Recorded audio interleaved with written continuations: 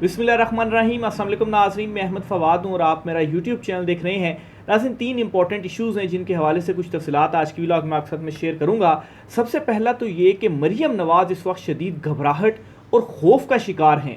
आखिर ऐसा क्या हो रहा है या ऐसा क्या हो चुका है कि मरियम नवाज़ भी इस वक्त डरी हुई हैं। कुछ अहम तरीन और एक्सक्लूसिव डिटेल्स हैं, इस हवाले से आपके साथ मैंने शेयर करनी है। और दूसरे नंबर पर नाज़रीन, तारीख़ में ये पहली मरतबा ऐसा हो रहा है कि जो अदलिया है वो सेम पेज पर आ चुकी है। यानी कि माजी में इस तरह होता रहा है कि कहीं ना कहीं जो सपोर्ट थी वो शरीफ ख़ानदान को इस तरह से मिलती थी कि अदलिया तकसीम रहती थी, लेकिन इस बार ये हो रहा है कि सारी की सारी जो अदलिया है वो डट गई है। सुप्रीम कोर्ट हो गई, लाहौर हाई कोर्ट हो गई, इस्लामाबाद हाई कोर्ट हो गई, इवन के जो लोअर जुडिशरी है, और ना सिर्फ डट गई है बल्कि वो अक्सरियत में भी है। इस पर भी कुछ तफसीलात आपके साथ मैंने शेयर करनी है कि होने क्या जा रहा है, अदलिया की जानिब से क्या जो पैगामात हैं वो दिए जा रहे हैं। और आखिर में नाज़रीन, प्रैक्टिस एंड प्रोसीजर एक्ट के हवाले से भी आपको बताऊंगा। ये वही एक्ट है जिसे हुकूमत ने मंजूर किया और काजी फ़ायज़ ईसा साहब, चीफ जस्टिस सुप्रीम कोर्ट ने बड़ी दीदा दलेरी से और छाती चौड़ी कर ये कहा था जी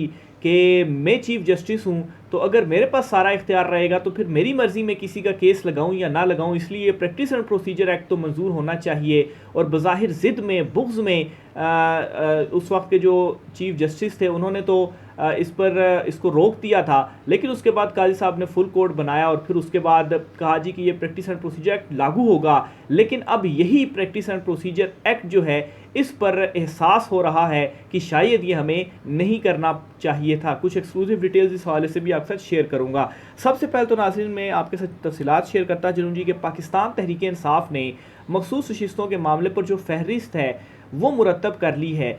पहले जो एक फहरिस्त पाकिस्तान तहरीक इंसाफ ने दी थी, इसमें कुछ तब्दीली की गई है और कुछ नई खवातीन के जो नाम थे वो ऐड किए गए हैं। इनमें सनम जावेद, यास्मीन राशिद और आलिया हमज़ा जो हैं, इनका नाम भी ऐड किया गया है।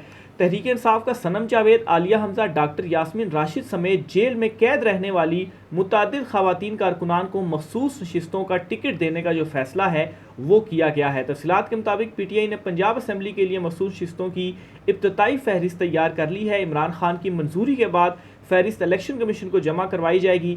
तहरीक इंसाफ को खवातीन की 24 और अकलियतों की 3 मखसूस नशिस्तें मिलने का इम्कान है। ज़राए के मुताबिक तहरीक इंसाफ की जानिब से सादिया अयूब, रोबीना खान और आयशा भुट्टा के जो नाम हैं वो मखसूस नशिस्त के लिए इस वक्त ज़ेर गौर हैं।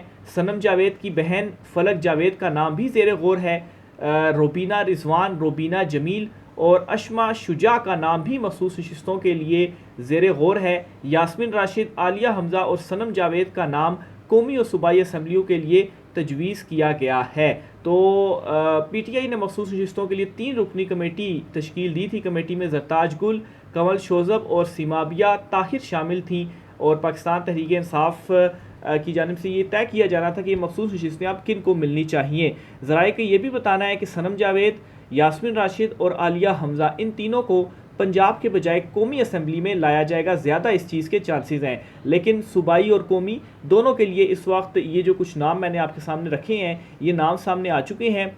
फहरिस्तें जो है वो मुरतब की जा चुकी हैं और हतमी मंजूरी इमरान खान साहब से डयाला जेल में मुलाकात की जाएगी और इसके बाद जो एक फ़ाइनल मंजूरी है वो दी जाएगी और फहरिस्तें फिर इलेक्शन कमीशन ऑफ पाकिस्तान में सबमिट करवा दी जाएंगी। दूसरी तरफ जी, मखसूस नशिस्तों के मामले के ऊपर अभी तक जो हुकूमत है वो हठधर्मी का आप कहें कि शिकार है और अभी भी उनकी ये कोशिश है किसी तरीके से सुप्रीम कोर्ट के ऑफ पाकिस्तान के फैसले पर इम्प्लीमेंट ना किया जाए। राना सनाउल्लाह क्या कहते हैं जी कि मखसूस नशिस्तों का मामला जब स्पीकर के पास आएगा तो अमल दरामद का फैसला करेंगे। यानी कि ये पहले भी बात ज़ेर गौर थी कि जो स्पीकर है उसके पास चूँकि मामला आना है मखसूस नशिस्तों का और उन्होंने फ़ैसला करना है, तो स्पीकर अगर कोई रूलिंग दे दे और वो इनकार कर दे तो जो पार्लिमान की कार्रवाई है इसे सुप्रीम कोर्ट ऑफ पाकिस्तान में चैलेंज नहीं किया जा सकता और फिर सुप्रीम कोर्ट ऑफ पाकिस्तान अपने फ़ैसले पर कैसे इम्प्लीमेंट करवाएगा। लेकिन ये भी इनकी खाम ख्याली है क्योंकि सुप्रीम कोर्ट ऑफ पाकिस्तान ने जो डिप्टी स्पीकर थे असद कैसर साहब, उनकी रूलिंग भी तो उड़ाई थी, उनकी रूलिंग भी तो कालादम करार दी थी और फिर उसके बाद तहरीक अदम एतमाद पर जो वोटिंग थी वो हुई थी। तो क्या वो पार्लियामेंट का अंदरूनी मामला नहीं था? वो तो प्योर कार्रवाई थी पार्लियामेंट की, लेकिन उसमें भी सुप्रीम कोर्ट ऑफ पाकिस्तान ने फिर रात को भी अदालत जो है वो खुल गई थी कि फ़ैसले के ऊपर इम्प्लीमेंट किया जाए।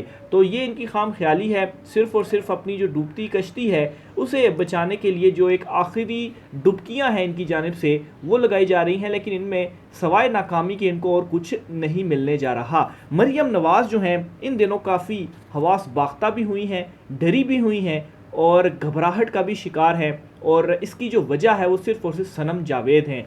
जब से सनम जावेद की रिहाई हुई है उसके बाद से मरियम नवाज़ का जो रवैया है वो इस किस्म का हो गया है कि जैसे मतलब है कि कोई ज़हनी तौर पर आपने इतनी ज़्यादा किसी चीज़ की स्ट्रेस ले लिया या इतने ज़्यादा फ्रस्ट्रेट हो चुके हैं कि ताकत होने के बावजूद आप जो है वो कोई काम अपना इख्तियार नाजायज़ तरीके से इस्तेमाल करना चाहते हैं लेकिन आप कर नहीं पा रहे, और भरपूर ताकत का इस्तेमाल करने के बावजूद आप किसी का कुछ नहीं बिगाड़ पा रहे। तो ये हालत हो चुकी है इस वक्त मरियम नवाज़ की।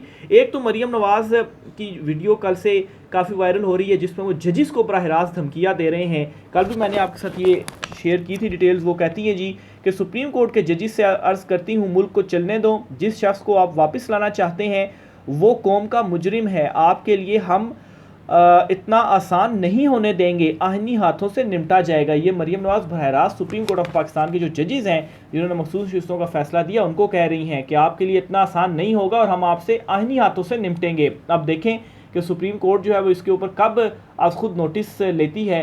काजी साहब जो है वो अब अपने जजों को किस तरह से प्रोटेक्ट करते हैं, किस तरह से बराह रास्त धमकियाँ दी जा रही हैं। वैसे तो काजी साहब की जानिब से काफ़ी रिमार्क्स दिए जाते हैं पाकिस्तान तहरीक इंसाफ के हवाले से, तो मरियम नवाज़ के हवाले से भी वो कुछ करेंगे या नहीं करेंगे, अभी तक तो उन्होंने कुछ नहीं किया और लगता नहीं है कि वो कुछ करेंगे भी। लेकिन अदलिया का जो इस वक्त एक स्टैंड उन्होंने ले लिया है इस पर तो मरियम नवाज़ शदीद दबाव में है ही हैं। उस पर भी मैं आता हूँ तफसीलात आपके साथ शेयर करूँगा। लेकिन सबसे पहले सनम जावेद के मामले के ऊपर बात करते हैं कि ये जो मरियम नवाज़ ने अदलिया को धमकी दी, इसी खिताब में मरियम नवाज़ की जानिब से सनम जावेद के हवाले से भी जो गुफ्तगू है वो की गई, और जो उनकी रिहाई हुई है सनम जावेद की उस रिहाई के ऊपर एतराज़ किया है और यूँ शो किया कि उनकी जो रिहाई थी वो नहीं होनी चाहिए थी। और आप यहाँ पर डर का आलम देखें कि मरियम नवाज़ की जानिब से इनडायरेक्ट ये गुफ्तगू की गई, नाम तक नहीं लिया गया सनम जावेद का, क्योंकि उनको मालूम है कि सनम जावेद का फिर जब मैं नाम लूँगी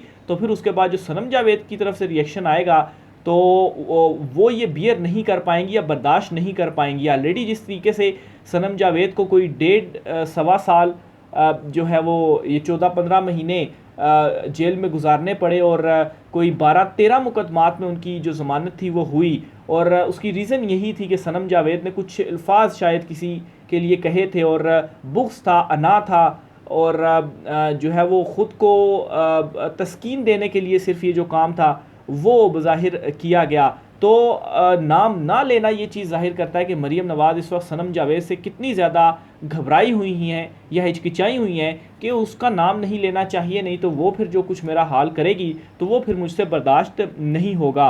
बहरहाल जी कहती क्या है मरियम नवाज़ ये कहती हैं कि जिन्होंने आग लगाई या जिन्होंने हमला किया और उन्हें देखें रिहा किया जा रहा है। और असल मामला इसमें यह था जी कि इवन के सनम जावेद के वालिद साहब जो हैं वो भी ये बताते हैं कि जब इनिशियली सनम जावेद को गिरफ़्तार किया गया तो उनसे उनके जो वालिद थे उन्होंने कहा जी कि वो चाहते हैं कि आप माफ़ी मांग लें और अगर आप माफ़ी मांग लें तो फिर आपको रिहा कर दिया जाएगा। तो उस वक्त सनम जावेद ने कहा था कि मैं माफ़ी किस चीज़ की मांगूं, मैंने तो कुछ किया ही नहीं है। और आप देखें जो 13 मुकदमे थे सनम जावेद पर, उन सारों में फिर वो उनको जो रिहाई है वो मिली। और जब उस वक्त सनम जावेद ने स्टैंड लिया तो उनके जो वालिद थे उन्होंने ये कहा कि ठीक है, अगर आप लड़ना चाहती हैं तो हम बिल्कुल लड़ेंगे और कानूनी महाज के ऊपर हम भरपूर जो लड़ाई है वो करेंगे। और फिर ये 14-15 महीने जो थे उनके वालिद साहब अदालतों में जो लड़ाई थी कानूनी तौर पर वो लड़ते रहे और बिल आखिर सनम जावेद को जो रिहाई है वो मिल गई। लेकिन इस रिहाई से किसी जगह पर जो शदीद तकलीफ़ पहुंची है